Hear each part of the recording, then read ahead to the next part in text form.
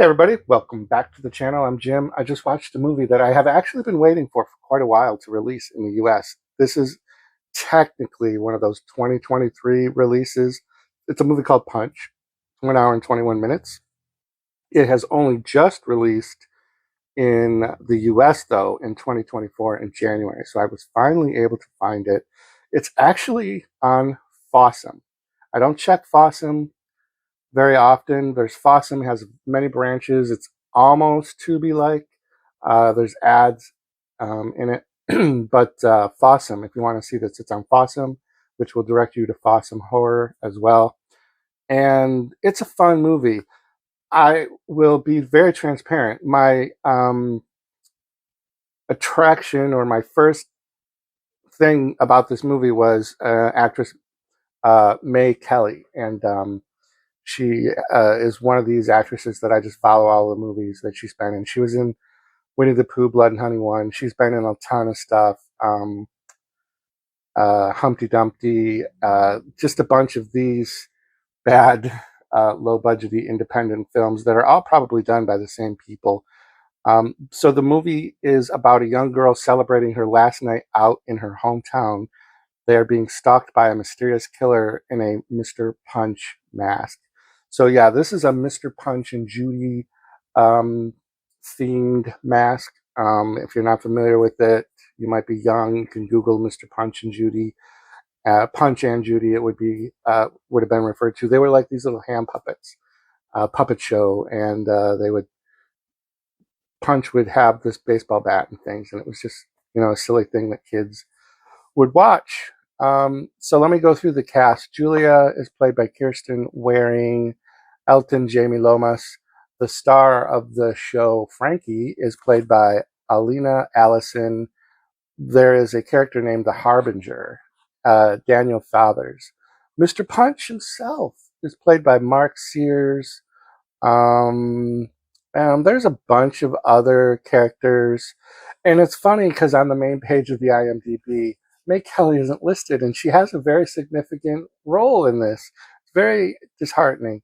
She plays a bride, and her maid of honor gets a credit here, Becca Hirani, whatever. But May Kelly in Bride character does not get mentioned on the front page. I'm sure if I do the click for the full cast, she'll be there. But this was written and directed by Andy Edwards, if I forgot to mention that.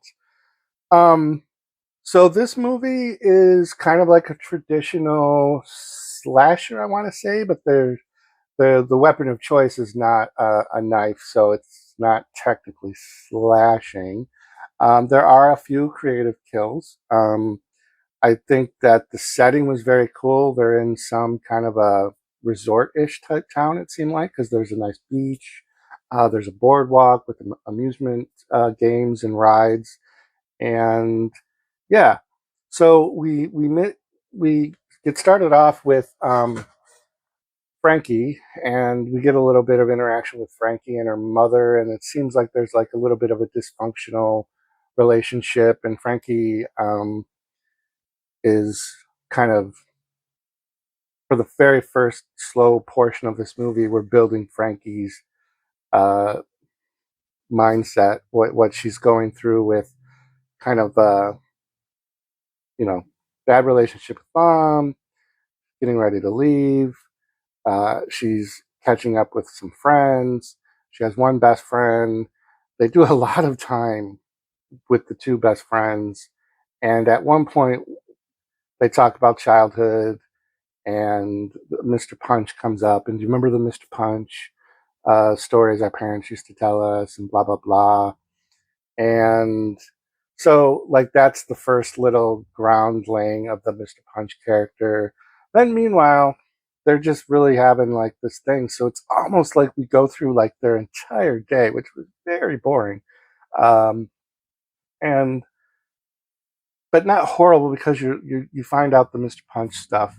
There's a lot of things you kind of have to listen to about the Mr. Punch lore, because it's not necessarily what it seems. I'm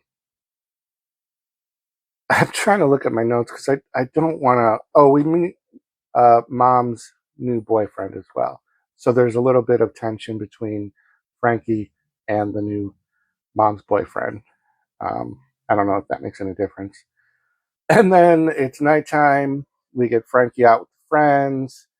Um, they're all surprised to see her. She's only here for one day, so she's trying to have one big party night out. Somebody reveals that her nickname used to be Wanky Frankie, and I'd really like to have explored that because obviously, dirty old man mine has an idea of why she was called Wanky Frankie, but I'm probably way off.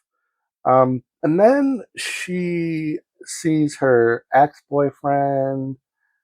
They go off to talk, and then we're in like this rave nightclub, this like warehousey rave. There probably was only about 10 people in the rave, but it was shot really, really good. It was black light. There was full on nudity. I don't know why there were a few people dancing full naked, men and women. You get to see everything in the black light. Yep, it's all there for you if that's your thing. We get a rave scene twice. And it's really good. It's unfortunate, though, that they didn't do a better choice of the music for the rave. It seemed like it was a very generic, copyright-free electric dance EDM type music that you could just find on YouTube. That was the only downside of that scene. Otherwise, I mean, you get to see full frontal, you get to see total nakedness. And then that's when things start amping up. All of a sudden, Mr. Punch is in the picture now, and the bride and her maid of honor were out. I'm going to guess because of the wardrobe they were on their bachelorette party. They have a run-in with Mr. Punch. My lovely May Kelly as the bride wants to know how big Mr. Punch is, how big his package is, and it's just very funny. It's a good scene. It's a very brutal kill too. Let me just put it to you that way. There are a few scenes where there's some good brutal kills. Mr. Punch has a voice, though, like a voice modulator voice that's kind of an electronically enhanced version of what Mr. Punch sounded like in the old TV shows, and has a really unique laugh. I do think that's going to turn people off. For me personally, for some reason, it didn't bother me. So maybe you'll be 50-50. But the laughing and the voice, I liked it. It was fitting to the mask, but I'm also familiar with Punch and Judy, so I don't know. I would love to hear anybody's thoughts if they've seen this, or if they've seen the trailer and heard the voice, because I'm curious how much that is possibly going to put people off. So then we get down to, almost final girl status with Frankie, chase scenes going throughout that amusement boardwalk, which was pretty cool. There was some neat angles and things going on with that. And then there's like a swerve, and there's a Mr. Punch reveal, and then there's another swerve, and the ending just leaves you very like, interesting. What is going on? And I didn't hate the ending. It just wasn't what I was expecting.